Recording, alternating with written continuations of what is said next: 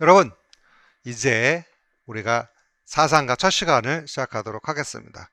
여러분들이 기본적으로 이 사상가의 큰 의미가 뭐냐면 사상에 갖고 있는 이런 개념들이 바로 유아교육 현장에 바로 적용되고 있다는 거죠. 그래서 여러분이 알고 있는 프라벨의 킨더가르텐 그런 맥락들이 우리가 현장에 바로 녹아 들어가 있는 거고, 그 다음에 누리중심 교육과정의 2019 개정 누리과에서 포커스 맞추고 있는 것이 누리중심 교육과정이었습니까? 그런 것들이 이런 사상과 바탕 속에서, 그래서 레지오 에밀리아 프로그램이 기본적으로 백그라운드된 게 이번에 적용되는 2019 개정 누리과정의 백그라운드라는 걸 잘 눈치채셨어야 됩니다.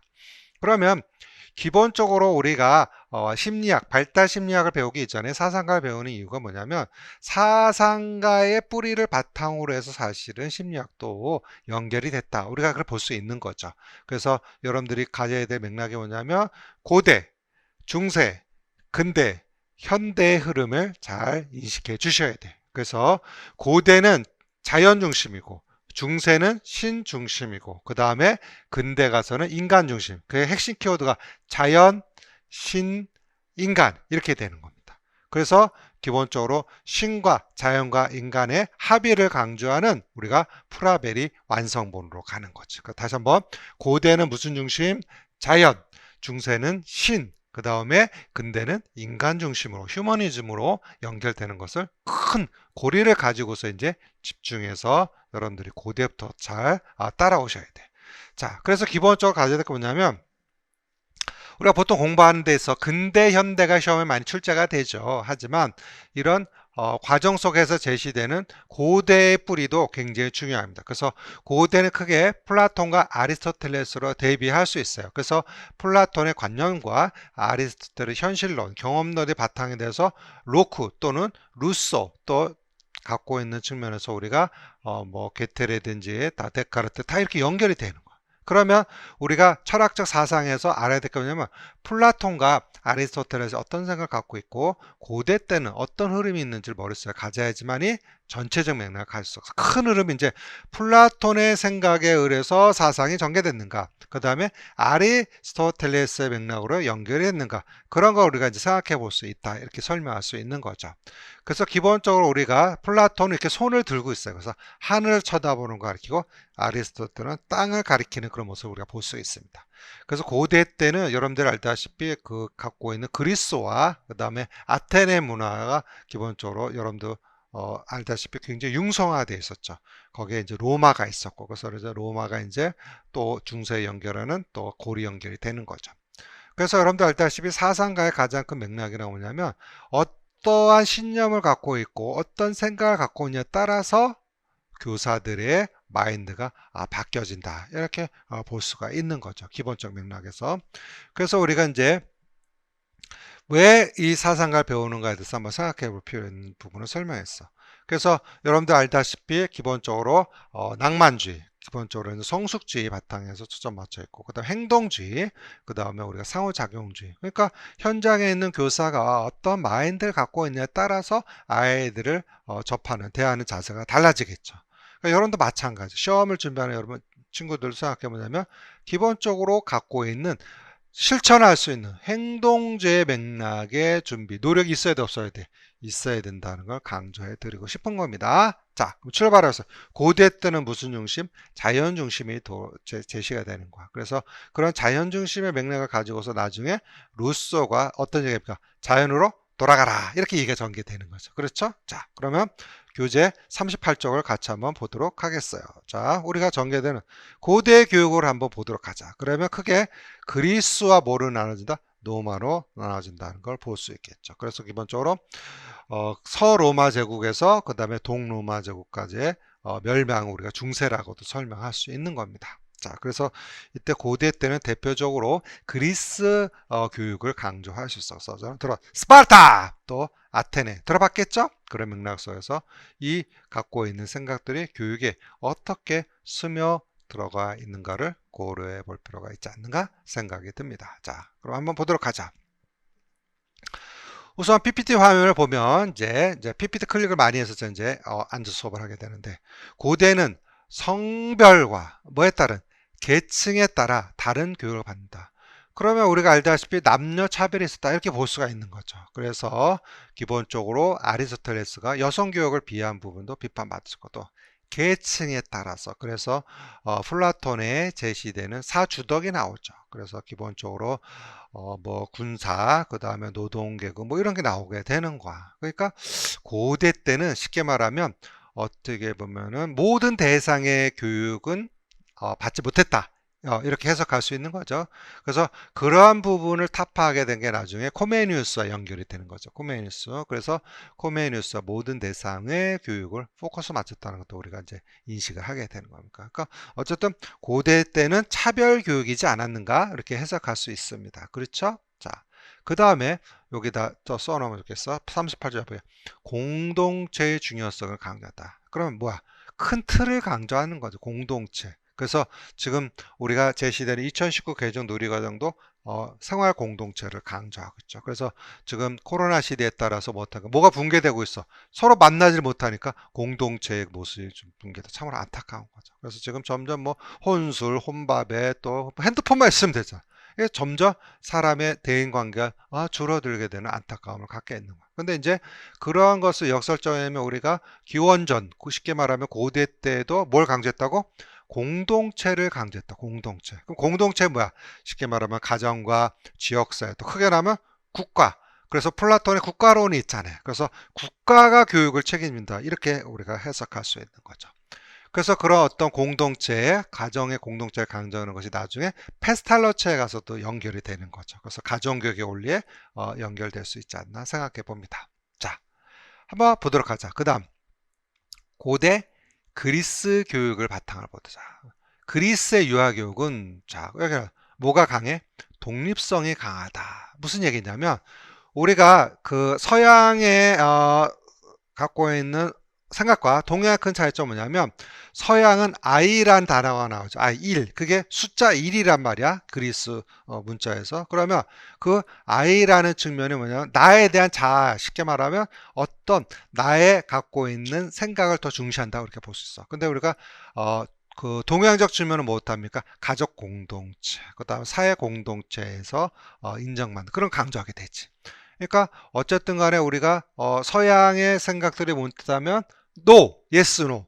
이게 분명하잖아. 그게 뭐야? I, 독립성이 강하다고 하면 남한테 의존하지 않고 자기 스스로 판단할 수 있고 자기가 노력할 수 있는 부분 그런 게 강하다. 이렇게 설명할 수 있는 거야. 자, 일단 고대 때는 크게 뭐로 나눠져? 그리스와 아테네로 나눠지는데 크게 따지면 고대 그리스에는 기본적으로 스파르타, 아테네로 나눠진다. 그러면 쪽으로 나타나면 뭐냐면 엄격한 연대감이다. 스파르타 교육을 강조한다. 맞죠? 그래서 스파르타. 그래서 여러분들 스파르타를 못하니까 군인을 양성하는 거죠. 그래서 스파르타 그 참전관 집정관 이렇게 손을 내리면 어린이를 죽여 이렇게 되는 거야.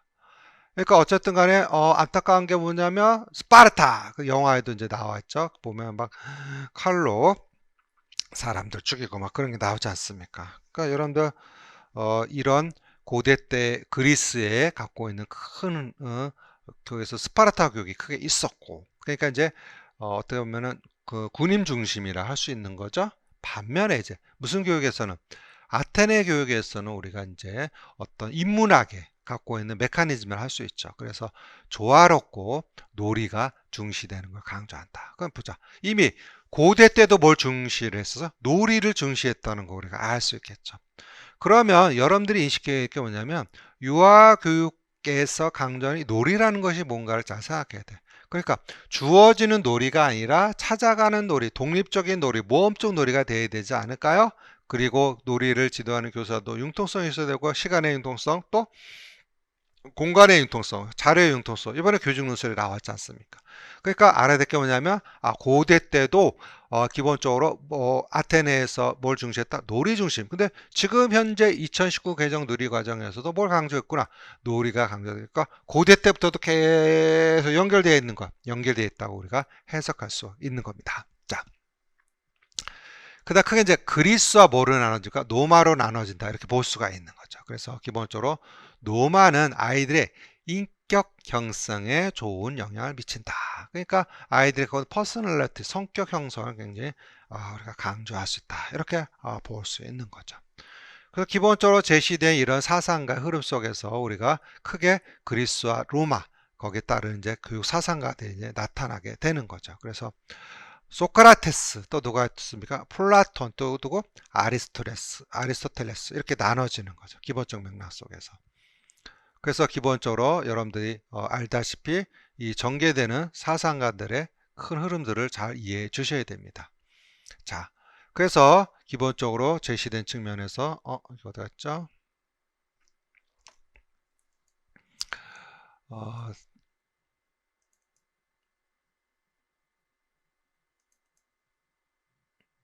고대 때 이제 구체적 그 제시될 수 있는 측면을 우리가 접해 보도록 할 건데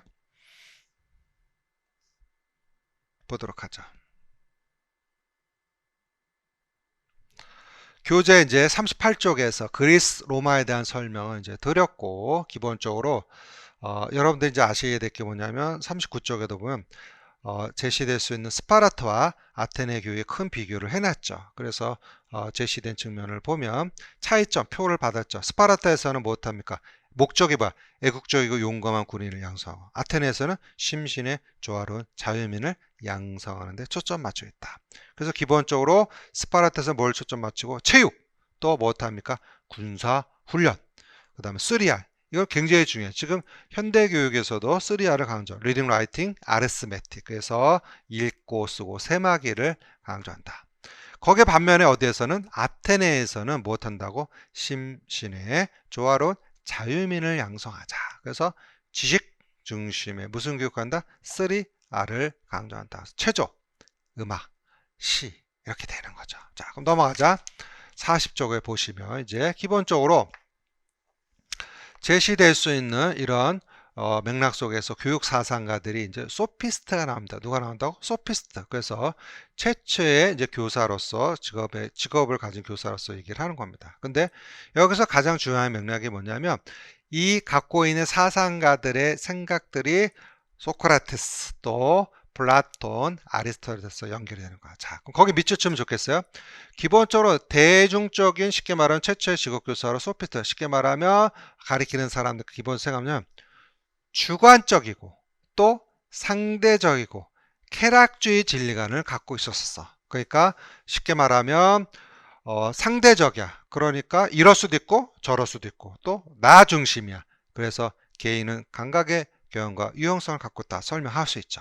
그리고 또 쾌락주의를 초점 맞추고 있어. 근데 이제 뭔지하면 이러한 기본적인 소피스트의 생각에 문제가 되냐면 이것이 우리가 갖고 있는 진리는 객관적이고 절대적이 되지 않냐. 쉽게 말하면 소크라테스가 거기에 관해서 이제 반하게 되는 거죠.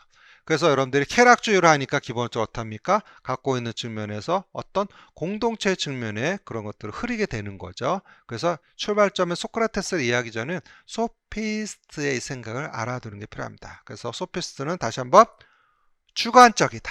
또 무슨 적이다? 상대적이다. 또 쾌락적이다. 이 세 단어가 그러면 주관적 반대말이 무엇합니까? 객관적이다. 그렇게 볼 수 있는 거죠. 그 다음에 상대적이다. 반대말이 절대적이다. 이렇게 될 수 있는 거죠. 그래서 그런 것들이 이제 교육에 어떻게 반영돼서 녹아 들어갈 것인가 핵심이 되는 거죠. 이해가 됐죠? 자, 그래서 41쪽에 보면 이제 다양한 소피스트, 프로타고라스, 여러분 들어 인간은 만물의 척도이다. 이렇게도 얘기해 있는 측면을 볼 수 있고, 또 고르기아스, 불가지럴, 부질이란 없다. 이렇게 보고, 그 다음에 히포아스, 법률은 많이 보고, 그 다음에 이 소크라테스, 그래서 기본적으로 갖고 있는 수사학을 강조하죠. 그래서 수사하게 말을 한다는 거죠. 그래서 기본적으로 인간의 영혼을 중시한다. 수사학 측면에서.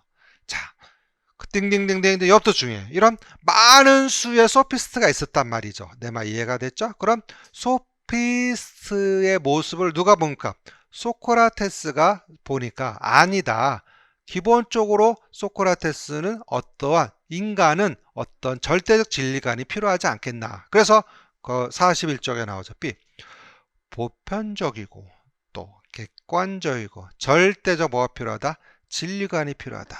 이렇게 보는 거야. 그러니까 쉽게 말하면 쾌락적이고 또 상대적 이럴 수 있고 저럴 수 있거든요. 그러면 사람이 혼돈을 갖지 않겠느냐 이렇게 설명하게 된 거죠. 이해가 되셨죠? 그래서 이런 소크라테스가 갖고 있는 걸 그래서 쉽게 말하면 소피스트가 이렇게 많은 철학자가 있는 반면에 소크라테스 학파는 이렇게 작았었어. 그래서 이제 악법도 법이다 하고 독배를 맞고 죽었지 않습니까? 그래서 그 제자인 플라톤이 그거를 기리기 위해서 책도 쓰고 이렇게 된 거죠.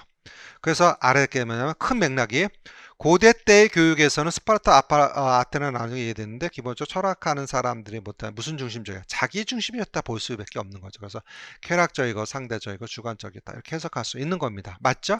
그런데 거기에 반해서 누구는 소크라테스는 아니다. 인간은 절대성이 있어야 그거를 따라갈 수 있고 도덕성을 강조하게 되는 게 중요한 거야. 그러면 앞에 대다수 소피스트는 쾌락주의니까 도덕성이 좀 어떻게 됐겠어요? 타락됐겠죠. 그게 큰 대비가 되는 거야. 그래서 우리가 교육에 있어서 도덕성을 어떻게 강조하냐 큰 의미를 담고 있다. 이렇게 볼 수가 있는 겁니다. 알았나요? 그래서 소크라테스가 위대하게 된 거야. 그러니까 기본적으로 제시된 측면에서 그런 진리관이 갖고 있는 소피스트의 생각들에 반해서 강조하게 했다는 것이 엄청난 우리가 철학적인 혁명이다. 이렇게 볼 수가 있는 거죠. 자, 보도록 하자. 그래서 가치 판단의 기준은 미치죠. 무슨 중심이다? 영원, 이성이 있다. 인간은 쉽게 말하면 동물과 다르다. 뭐가 있다는 거야? 이성이 있다는 거죠. 그럼 이성이 있다는 건 뭐합니까? 어떤 도덕적 판단을 할 수 있지 않겠는가? 이렇게 강조가 되는 거죠. 그래서 여러분들 알다시피 그러한 보편적, 객관적, 절대적 진리관을 강조하는 건 뭐냐면 기본적으로 제시된 어떤 상대적, 주관적에서는 도덕적 문란하고 그 다음에 정책 갈등이 있고 이런 걸 해결하기 위해서 찾아야겠다. 그러니까 소피스트들이 갖고 오는 생각을 좀 더 문제가 많으니까 그거를 해결해야겠다. 이렇게 되는 거죠. 이해가 되셨죠? 그렇게 해서 이제 절대적 진리관이 나오게 된 거죠. 흐름이 이해됐어요? 그래서 기본적으로 절대적 진리가 제 본질적 진리는 미쳤죠. 선의 본질이다. 그러니까 뭐야? 도덕성을 강조하는 거야. 그러니까 대다수의 소피스트는 도덕성이 굉장히 문란했다는 거죠. 그런데 안 되겠다. 그래서 소피스트는 도덕성을 강조해서 선의 진리를 강조하고 또 거기에 따라서 뭘 중시하가? 이성을 중시하게 됐다는 걸 우리가 볼 수 있는 거죠. 이해가 됐죠? 그래서 갖고 있는 선의 본질, 그 다음에 윤리성, 도덕성의 보편적 기초를 제시했다. 자, 여기서부터 이제 소크라테스, 이제 플라톤과 아리스토텔이라면 우리가 준비했다. 소크라테스는 교육의 목적을 못합니까? 언행일치, 지덕복 합일, 우리가 또 지행합일이라고도 하죠. 그러니까 내가 알고 있는 것만큼 행동을 해야 되고 언행일치를 해야 된다. 이렇게 강조하게 되는 거죠. 그래서 거기 키워드 미치죠. 무슨 인간을 양성한다고? 도덕적 인간을 양성한다. 그러니까 기본적으로 우리가 철학의 큰 흐름은 이렇게 된 거죠. 비도덕적이냐, 도덕적이냐, 이게 큰 대비를 됐던 거죠. 그래서 기본적으로 이제 앞으로 계속 가면서 도덕성은 지금 현대 제시되는 교육에서도 강조하는 거죠. 너 양심이 있냐? 도덕적이냐? 저스티스. 맞죠? 참 어려운 겁니다. 도덕. 그래서 우리가 알고는 뭐 피아제 도덕성 발달 단계도 있고 뭐 타율적, 그 다음에 자율적 있고 그 다음에 콜버그의 도덕 발달 단계 있고 다 배웠자. 이게 사실은 다 메커니즘이 어디에서 연결되어 있는 거야? 사상가와 연결되어 있다고 생각할 수 있는 거야. 그러니까 우리가 이렇게 볼 수 있겠죠. 왜 우리가 아이들이 유치원에 다니고 교육을 받아야 되는가? 여러분 다 반문해 봤습니까? 여러분들은 왜 교육을 받았고 그 다음 왜 교사가 되고자 합니까? 뭡니까? 사회적 동물로서 어떤 인간이 돼야 돼요? 덕이 갖춘 사람이 되죠. 도덕적인 거. 여러분 생각해 봤어요? 손에 가슴에 손을 얹고 내가 진짜 진정한 도덕적 인간이니까 생각해 봤어요? 여러분들 속으로 그럴 거. 나 친구 몰래 뭐 빵 훔쳐 먹은 적도 있는데 엄마 몰래 또 기본적으로 용돈을 내가 띵까 먹어져 있는데 뭐 있지 않습니까? 책 사면서 많죠? 그런 것들이 다 양심 꺼리낌이 있는 겁니다. 하지만 그런 것들에 대한 어떤 보편적 진리를 강조해서 뭘 강조하는가? 도덕이라는 것은 그래서 교육을 왜 배우는 겁니까? 결국 어떤 인간을 양성하기 위함이다. 도덕적 인간. 이런 걸 우리가 교사가 마음속에 갖고 있어도 없어야 돼. 있어야 되죠. 그래서 어린아이들을 행동하는 데서 자기가 그것이 비도덕적인지 도덕적인지 잘 모르지 않습니까? 그래서 교사가 필요하고 또 부모가 필요하고 성인이 필요하고 이렇게 되는 거 아니겠어요? 그러니까 여러분들이 막연히 공부하지 마시고 내가 물어볼 수 있어. 이래서 기본적으로 면접에 갔는데 선생님 왜 유치원 교사가 되고자 했습니까? 그러면 어떤 얘기부터 꺼내야 돼? 아이들을 통해서 사회에 도움이 될 수 있는 도덕적 인간을 양성하는 기초를 길러주기 위해서 기본적으로 어릴 때 교육은 유치원부터 다 배운다. 이런 맥락에서 제가 유치원 교사가 되고 이렇게 말할 수 있어야 되겠어, 없어야 되겠어? 있어야 되겠지. 맞죠? 내 말 이해됐죠? 그래서 여러분들이 도덕적이라는 것은 교육에서 굉장히 중요한 의미를 담고 있다, 없다? 있다는 걸 여기서 깨달아야 한다. 근데 그런 바탕에 깨달음을 준 사람이 누가 됩니까? 이제 소크라테스가 되는 거죠. 그래서 이제 그걸 이제 시기하니까 나중에 이제 죽이게 되겠지? 그렇게 될 수가 있는 거죠. 그래서 도덕적 인간이라는 어떤 의미라는 것은 큰 의미를 갖고 있다, 안 갖고 있다? 갖고 있다는 걸 우리가 한번 생각해 봐야 되니까 생각이 됩니다. 아셨어요? 오케이. 그러니까 오늘 머릿속에 가져야 될 것은 교육 이퀄 바로 무엇이다? 도덕이다. 그렇게 강조해도 우리가 지나침이 없다. 이렇게 볼 수가 있는 거죠. 맞지? 자, 구체적으로 이제 보자.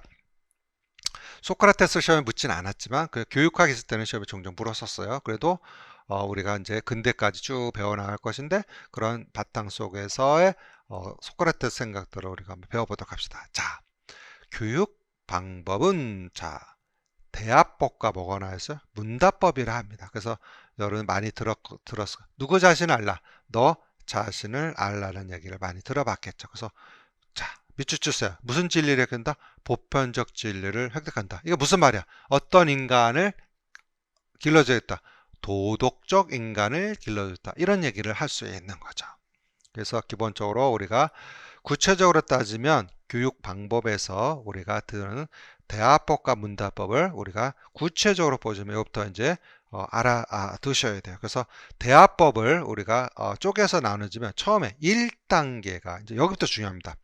1단계에서는 뭘 얘기하냐면 기본적으로 아무것도 몰라. 내가 무의식적 무지. 그런데 내가 쉽게 말하면 어린아이들은 못해. 자기가 뭘 잘못했는지 모르잖아요. 그런데 그것을 잘못했다고 깨달아야지만 어떻게 합니까? 행동을 바꾸게 되겠죠. 그래서 첫째는 기본적으로 내가 무지하다는 걸 깨닫게 해줘야 돼. 그걸 그래서 1단계 못합니까?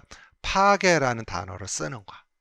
이해됐어요? 그래서 우리가 반어법이라고 그래. 무슨 법? 반어법.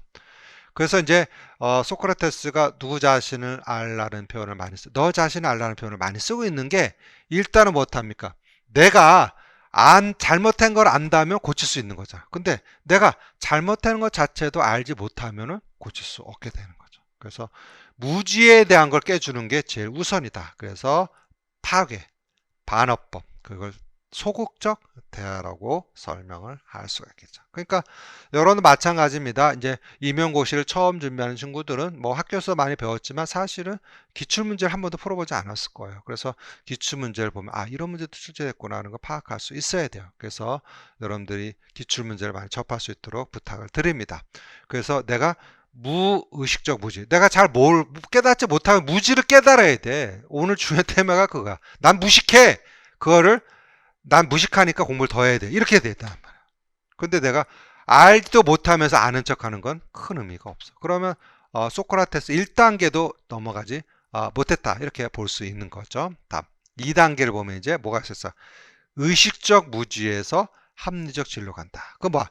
나는 뭔가 무지하다는 걸 알게 되니까 고칠 수 있게 되는 거죠. 그래서 우리가 산파법이라고. 무슨 법? 산파법. 그래서 이제 엄마가 아이를 출산한 것처럼 기본적으로 무슨 대화를 하는가? 적극적 대화가 된다. 그러니까 소극적 대화를 해서 너는 무식해, 넌 잘못했어. 그게 아니라 그거 내가 무지를 깨닫게 도와주는 것이 대화인 거야. 그래서 기본적으로 아이들이 어떤 걸 잘못했을 때도 너 잘못했어. 너 그러면 돼, 안 돼. 그렇게 할 것이 아니라 그 행동이 왜 무지한 거에 대해서 잘 설명할 수 있게끔 풀어줘야 되겠죠. 그래서 소극적 대화를 하게 되는 거야. 그래서 기본적으로 아이들을 키우는 교사들은 1단계 더 우선이겠죠. 아이들이 합리적 진로로 가기보다는 일단은 무의식의 무지. 그러니까 자기가 행동에 대해서 깨닫지 못하고 있는 것을 깨닫게 해주는 것이 중요한 의미가 있지 않는가 생각이 됩니다. 아셨어요? 그래서 소극적 대화에서 무슨 대화로? 적극적으로 대하러 간다. 이거 굉장히 큰 의미를 담고 있는 거야. 자, 넘어가자. 42쪽에 보면 반어법과 무슨 법? 삼파법을 볼 수 있어. 그러면 기본적으로 제시된 측면에서 반어법은 1단계야. 일단 그 다음에 삼파법은 2단계라는 걸 가지고 한번 보자. 자, 한번 보자. 학생들에게 무엇을 가르칠 때 정의, 우리 정의라는 건 저스티스라고 하는데 기본적으로 여러분들 알다시피 지금 정의가 없다 그런 얘기를 하잖아. 쉽게 말하면 공무원들도 타락하고 그 다음에 정치인들 타락하고 그 다음 못합니까? 모든 가진 사람들이 더 권력을 가진 사람들이 자기네들 마음대로 하고 있잖아. 그러니까 얼마나 안타까운 거야. 그래서 여러분 알다시피 예전에 그 뭐 저스티 얘기를 한다면 이런 거죠. 어떤 난파선에 있었어. 근데 내가 먼저 뛰어내리려 하면 못합니까? 양보해야 될 사람이 많잖아. 높아도 있고 와이도 있고. 그런 데서 이제 정의가 나타나. 거기서 이제 우리가 도덕성이 나타날 수 있는 거죠. 그러니까 이게 저스티스라는 건 뭐냐면 부당함이 없어야 되지 않아요? 근데 지금 우리가 살고 있는 세상에 못합니까? 부당한 정의가 얼마나 많지 않습니까? 참으로 아름답다. 안타깝다는 거죠. 아름답다. 그러니까 기본적으로 이 세상이 올바르고 정당하고 내가 불합리하지 않는다면 좋은 거잖아요. 그렇지 않아요? 그런데 어때? 그게 쉬워 안 쉬워? 참 쉽지 않더라는 거야. 아셨어요? 그래서 이제 그런 흐름 속에서 이제 학생들 뭘 가르칠래? 저스티스를 가르쳐 보고자 한다. 단지 가정적으로 한번 보자. 보면 소크라테스는 이렇게 물었어. 학생들 What is 정의란 무엇인가라고 질문을 던져본 거죠.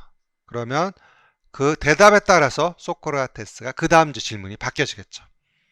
그래서 기본적으로 나왔던 측면에서 여러 번 대풀해서 물어봤더니 학생들은 나름대로 자기가 갖고 있는 정의에 관련된 것이 진리가 아님을 깨닫게 된다. 자, 그래서 미치죠. 무슨 얘기야? 학생들의 여러 가지 대답의 정의라는 게 이것도 정의가 될 수 있고 저것도 정의가 될 수 있는데 그 정의가 나만이 갖고 있는 정의가 의미가 있는 것이 아니라 정의가 또 다르게도 해석할 수 있구나 하는 걸 깨닫게 되게 되는 거야. 그래서 내가 저스티스, 정의라는 거에 대해서 제대로 알고 있지 못하구나. 그게 뭐가 되는 거야? 무지의 지각이 가로쳐놔. 무슨 다가 무지의 뭐라고 해? 지각이 되는 거야. 반어법이 되는 거죠. 그래서 거기에서 깨달음이 이제 출발이 의식적 무지로 변화. 그러니까 쉽게 말하면 내가 무지에 대해서 내가 무지를 지각하는 것이 더 중요해. 맞지? 그걸 바탕으로 해서 합리적으로 끌어주는 것이 과정이 돼요. 그러면 무지를 지각할 때까지 썼던 대화법이 뭐가 되는 거죠? 반어법이라고 이야기할 수 있겠지. 자, 이해되셨죠? 자, 그래서 이제 소크라테스는 학생에 가진 고정관념을 깨트리기 위해서 반어법, 반문하게 된 거죠. 거기에 대해서. 그렇죠? 자, 그래서 일단 아이들이 그 갖고 있는 자신의 무지를 자각한 학생들 참된 정의가 무엇이 강한 의문을 이제 가지게 되는 거죠. 그러니까 내가 저스티스에 대한 정의, 쉽게 저스티스에 대한 잘못 알고 있었단 말이야. 예를 들어서 그렇죠? 근데 그것에 관해서 깨닫게 했어. 그러면 과연 저스티스는 뭘까? 이렇게 볼 수 있죠. 우리가 얘기할 수 있는 또 쉽게 얘기하면 여러분 생각하는 도덕성은 무엇입니까? 이렇게 질문했어. 그럼 여러분 어떻게 대답할 거예요? 당황스럽죠? 도덕에 대해서 정의를 생각해 본 적이 없잖아요. 그런데 A라는 사람 얘기를 들어오고 B라는 사람이 C라는 사람을 들어오니까 도덕에 관해서 우리가 또 생각해 볼 수 있는 게 다르지 않습니까? 그렇죠? 그래서 내가 어떤 도덕성이라는 것에서 알고 있는 것이 내가 알고 있는 게 다가 아니었다. 이렇게 된다. 그 뜻이야. 아셨어요? 그게 무지의 뭐라? 지각이다. 그러면 여러분도 마찬가지야.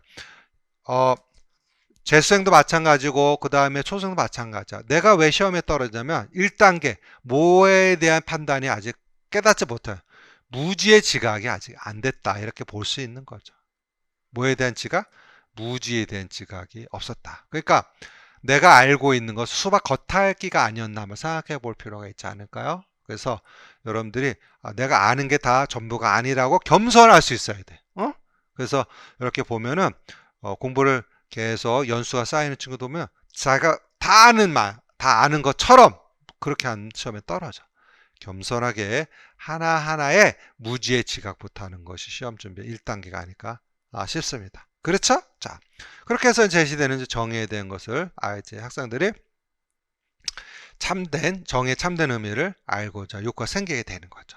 그래서 이제 그런 맥락 속에서 소크라테스와 또 아이들이 그 질문에 스스로 깨닫게 도와주는 거죠. 그래서 스스로 진리에 도달하고 유도, 그러니까 산파술이죠. 그래서 여러분들 알다시피 산파가 무엇합니까? 아이를 출산하는데 잘 출산하도록 유도해 주는 거죠. 산파술이. 그래서 복식 호흡하게 하고 그 다음에 아이를 출산에 도움 주는 바로 이것이 산파법이다. 그러면 이제 무지의 지각에서 벗어나서 의식의 무지로 되는 거죠. 그러니까 조금 더 진리에 도달하도록 노력하는 거죠. 그래서 합리적 진리를 갖게 된다. 이렇게 설명하는 거죠.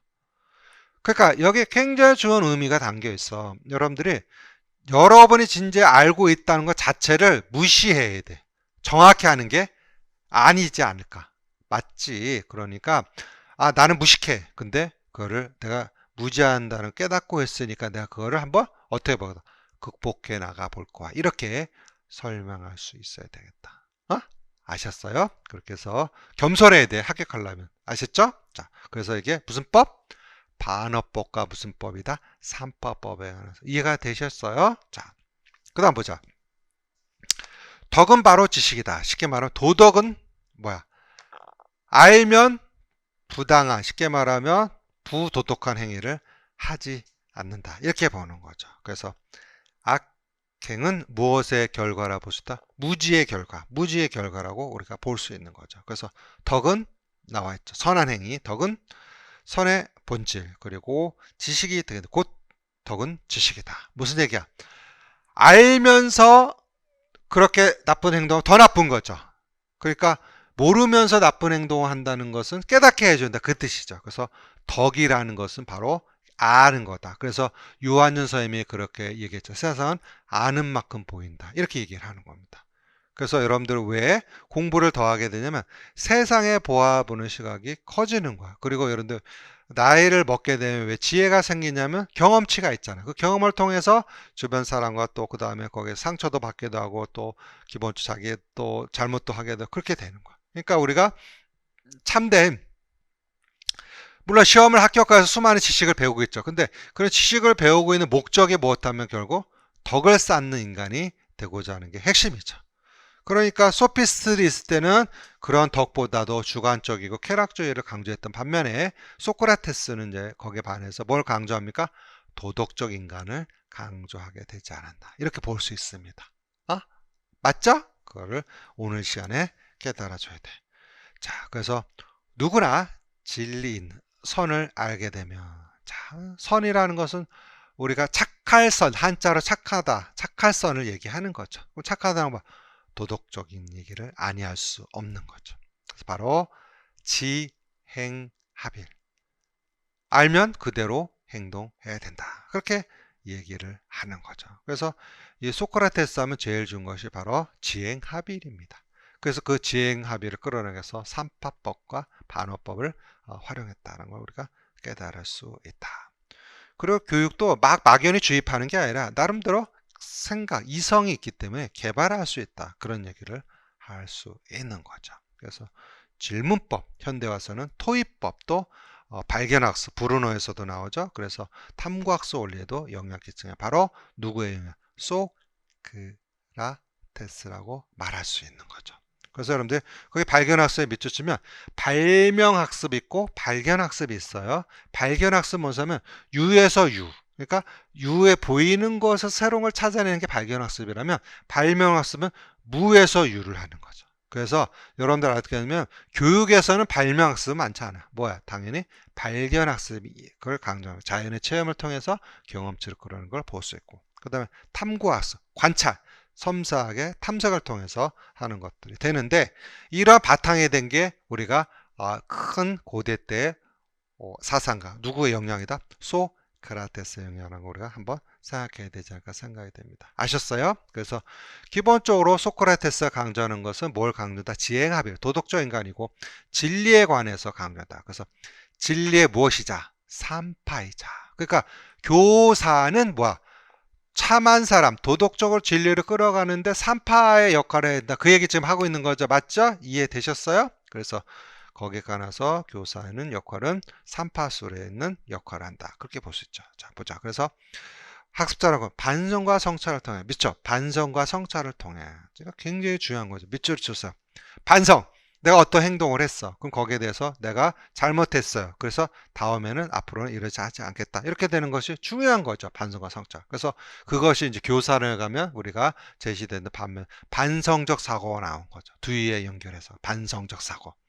그러니까 여러분들이 공부 계획을 짜는데 일주일 계획, 2주 계획 짜지 않습니까? 그러면 일주 계획에서 한번 되돌아보는 반성사항가 필요한 걸 볼 수 있는 거죠. 그래서 자신이 쟤는 무슨 지식에 주관적 지식의 한계를 인식하여. 그러니까 여러분들이 합격하려면 겸손해야 된다는 거야. 내가 알고 있는 지식이 다가 아니다. 아셨어요? 그래서 이번 2022학년도 시험에서도 학생들이 너무나 자만심이 컸지 않았나 생각이 듭니다. 그래서 그걸 빨리 깨닫고 이런 소크라테스가 얘기하는 지식의 어떤 합리적 지식이 될 수 있도록 해야 되지 않을까 생각합니다. 그래서 주관적 지식이 아니라 무슨 지식으로? 객관적 지식으로 아이들이 배워볼 수 있는 산파 역할을 한다. 그거죠.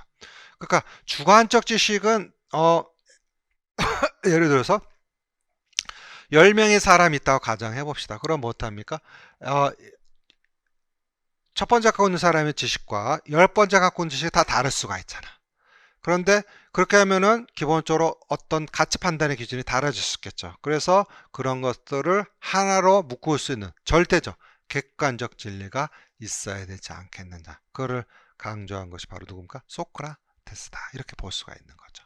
그래서 지식의 전달제가 아니라 수동적인 것이 아니라 대화를 통해서 진리를 탐구하시는 통발전자한다. 그러니까 소크라테스는 여러분도 알다시피 밤새 제자들과 대화를 하고 그 다음에 새벽같이 싸돌아다니고 막 그랬었어요. 알겠어요. 그래갖고 이제 처음부터 이제 악처가 생긴 크산테페가 있던 건 아니야 사실은. 왜냐하면 집에 쌀을 갖다 줘야지. 그래갖고 이제 안 갖다 주니까 악처가 된 거죠. 그런 걸 우리가 볼 수 있는 거예요. 그래서 어쨌든 여기서 우리 한번 생각해 보냐면 진리라는 게 무엇일까? 우리가 살면서 그걸 생각해 볼 필요가 있어. 그리고 기억은 뭐냐면 물론 내가 교사로서도 활동하고 있지만 내가 참된 진리를 갖고 있는가, 참된 도덕성을 갖고 있는가, 내가 정의를 갖고 있는가. 한 번 정도면 그러니까 인간이면 또 그리고 특히 교사라면 생각해 봐야 되지 않을까요? 그래서 눈 가리고 남이 보이지 않는 데서 나쁜 짓 하고 그런 것은 뭐랄까 객관적 또 그 어떤 특수 상황이 있을 수는 있겠지, 그렇지. 그런데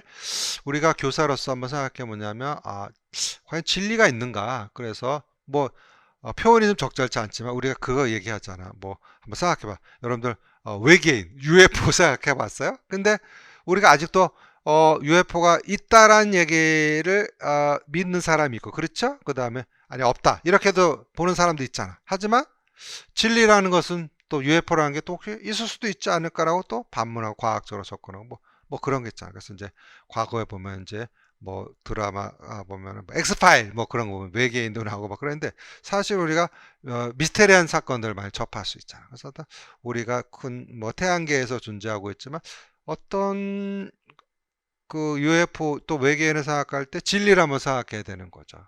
그러니까 그거에 대해서 믿는 사람이 있고 그 다음에 주관적 판단하는 사람이 있는데 그래도 합일될 수 있는 객관적이고 절대 진리가 있어야 된다. 이렇게 설명할 수 있는 거죠.